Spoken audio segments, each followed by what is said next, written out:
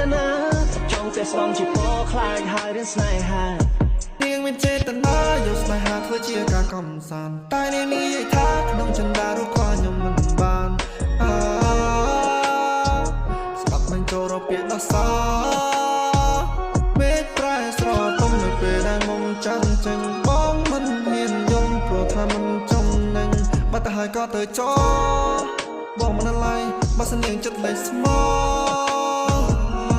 ទុំហុំក្តីស្រឡាញ់បងទំខែងជាងចាក់ក្រវល់តែរូបបងចោចាញ់ព្រោះស្រឡាញ់តែអូនមិនឈឺក្បាលស្រឡាញ់អូនតែអូនមិនឈឺ